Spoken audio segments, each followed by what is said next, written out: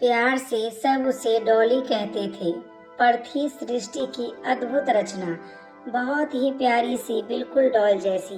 जितनी चंचल और नटखट उतनी ही भोली। सारे घर में उधम मचाती, लेकिन एकदम निडर। बचपन कब बीता और कब वो 21 वर्ष की हो गई पता ही नहीं चला। अब घर में उसके विवाह की चर्चा होने लगी। सभी रिश्तेदार एक अच्छे लड़के तलाश में लग गए और एक दिन एक रिश्ता आया। लड़का प्राइवेट कंपनी में जॉब करता था। 3 भाइयों और एक बहन में सबसे बड़ा अच्छी खासी नौकरी थी और लड़का सीधे सरल स्वभाव का था। मगर उसकी माँ और पिताजी काफी तेज तर्रार, लेकिन लड़की की खूबियाँ देखकर उसकी शादी उसी घर में तय हो गई। डॉली विवाह के बाद ससुराल आ गई। घर में एकदम गांव जैसा माहौल देखकर थोड़ा असहज महसूस करने लगी, लेकिन पति के प्रेम के आगे वह सब कुछ भूल गई। कुछ दिन ससुराल में एडजस्ट करने में बीते, फिर धीरे धीरे ससुराल के माहौल में रम गई। समय तेजी से पंख लगाकर उड़ा जा रहा था। मात्र 4 वर्षों में 2 प्यारी बेटियों की मां बन चुकी थी। मगर नियति का खेल देखी कि मनीष को तेज बुखार ने जकड़ लिया।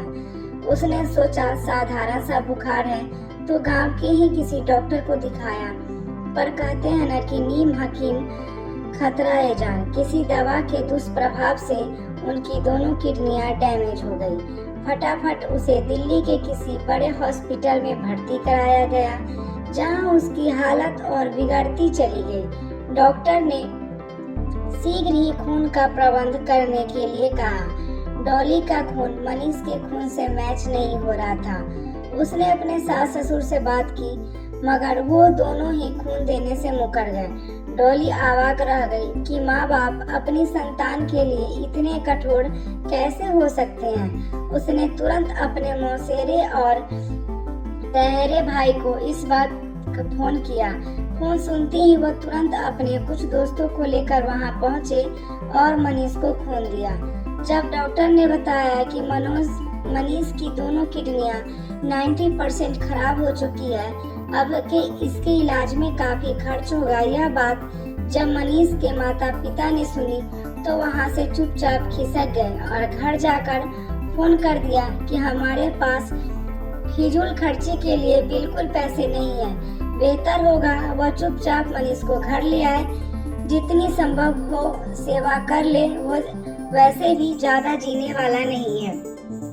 मगर डॉली तो जैसे कलयुग की सावित्री थी, इतनी जल्दी कैसे हिम्मत हार जाती। सास ससुर के मुंह मोड़ने के बाद उसने स्वयं ही उसके इलाज का बीड़ा उठाया। मायके के कुछ रिश्तेदारों से कुछ पैसे इकट्ठे किए और उसके इलाज में कोई कसर नहीं छोड़ी। मनीष की ऐसी हालत जान डॉली की माँ ने भी उन्हें सलाह दी कि अब इसके माँ बाप ही इसे छोड़ गए हैं तो तू क्यों इसके पीछे अपनी जिंदगी खराब कर रही है। मगर उसने अपनी मम्मी से को भी 1 टका सा जवाब देकर कहा, अगर इनकी जगह मैं बीमार हुई होती तो ये मुझे छोड़ने की बात करते तो आपको कैसा लगता। माँ डॉली की बात सुनकर चुप हो गई। फिर धीरे धीरे मनीष की सेहत में सुधार होने लगा। डॉक्टर ने कहा, अब आप इन्हें घर ले जा सकते हैं, मगर इस बात का ख्याल रखिए कि इनकी समय समय पर डायलिसिस कराते रहें। डॉली मनीष को लेकर घर आ गई। सास ससुर ने उनका खर्च उठाने से साफ इनकार कर दिया। अब उसके सामने आजीविका, बच्चों की पढ़ाई और पति की इलाज, सभी संकट आने खड़े हो गए। उसके मौसा जी जो दिल्ली को ही एक कंपनी में जॉब करते थे, उसने उनसे कहा उन्हें कहीं जॉब दिला दे। उन्होंने उन्हें अपने ऑफिस में ही जॉब के लिए कहा तो वह तुरंत तैयार हो गई। अब वह बच्चों की पढ़ाई की खातिर दिल्ली में ही किराए पर मकान ले कर रहने लगी। आज उसकी दोनों बेटियां बड़ी हो गई है और मनीष की हालत में काफी सुधार है, लेकिन यह आज भी अपनी पत्नी की मर्द धर्म पूरी शिद्दत से निभा रही है। हर 3 दिन बाद मनीष को डायलिसिस होती है। बच्चों की पढ़ाई भी सुचारू रूप से चल रही है और डॉली अपने विवाहित बंधन का फर्ज पूरी शिद्दत से निभा रही है।